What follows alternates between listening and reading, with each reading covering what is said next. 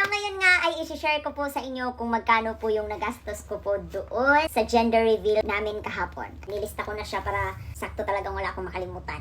Ayan, para kahit papano may idea yung mga nagpaplano mag-gender reveal, yung first time pa magka-baby. Ayan, syempre, excited, ganun. Yung sa amin kasi kahapon, dito lang kasi sa labas ng bahay, so hindi na kami nag-ano ng venue. Medyo nakatipid kami doon. So, dito na lang sa labas ng bahay namin. First natin ay decor. Yun yung mga balloon, ganun yung backdrop ba? Backdrop ba kung tawagin yun?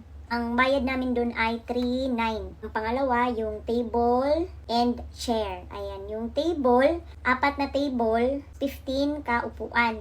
Kasi yun lang yung nagkasya sa dito sa space, labas ng bahay namin. So, 1.2 doon. Sa host naman, 2.5. So, sa lechon ay 9.2. Binigyan kami ni Miss Barbie at saka ni Beatmaster ng lechon. Ayan. So, naging dalawa ang lechon namin. Bukod sa lechon ay yung banda. Thank you pala kay Miss Barbie at saka kay Beatmaster. Yung cake natin ay 1.6.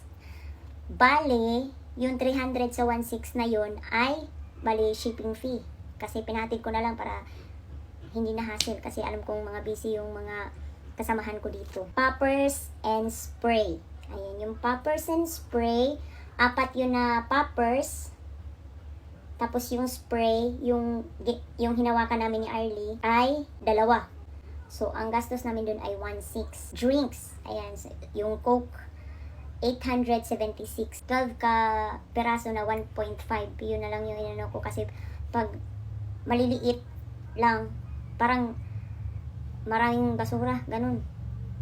Hindi na lang isa-isa Sa bagay, magkakatropa naman yung mga yun. So, yun na lang 1.5 para share na lang sila sa isa. So, medyo nakatipid kami dito sa drinks. Sa alak ay ginawa ko na lang 5K pero hindi ko sure kung umabot siya ng 5K o lumagpas ng 5K. Kasi sabi ni Arlie, 5K daw. Ayun. So, yun, 5K na lang nilagay ko dito. Siyempre, painom sa mga bisita, ganun. Dito sa labas na bisita, tapos dito sa loob na bisita. Ayan. Hindi naman talaga yung mawawalang mga inom-inom na yan. Sa Don Benitos, Don Benitos din pala ako. Umorder, 4 na klase. Tapos, sa bawat klase, 2 ang in-order ko sa bawat klase, isang klase. Okay. So, order ako doon ng yung biko, yung ube, yung pichi-pichi, kasaba cake. Yun ata, basta 4. Tapos, tagda 2.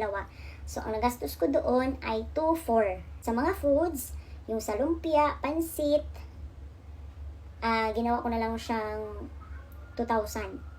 Ayan. Kasi may mga lamas-lamas pa yun. So, mga giniling-giling na baboy. So, inanuhan ko na lang 2,000. Okay? Sa price sa games, price yung palaro namin is 4,000 kasi 4 lang yun na laro. Ayan. Pati yung sa gilid ng backdrop sa mga lobo, gilid ng mga lobo, merong nakalagay na box na girl at saka box na boy. Ayun, ako yung bumili nun. Parang dinagdag lang yun sa sa display dun sa decor. Plano ko kasi talaga mag-DIY na lang. Parang minadali ko na lang yung pag-gender reveal.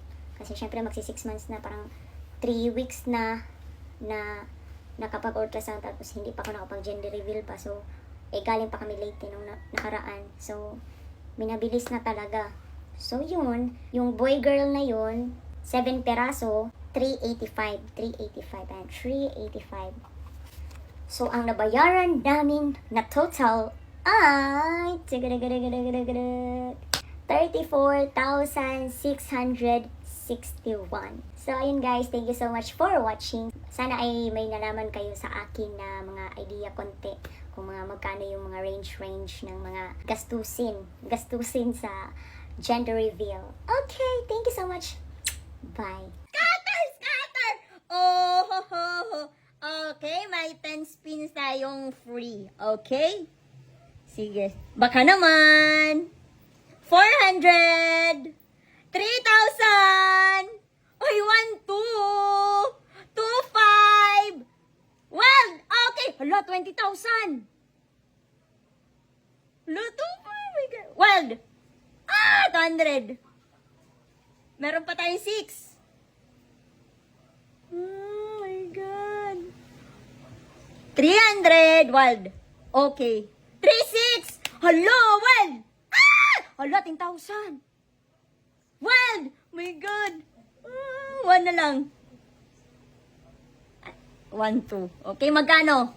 Hala, meron pa talaga, Weld! Ay! May magkano? 43,700!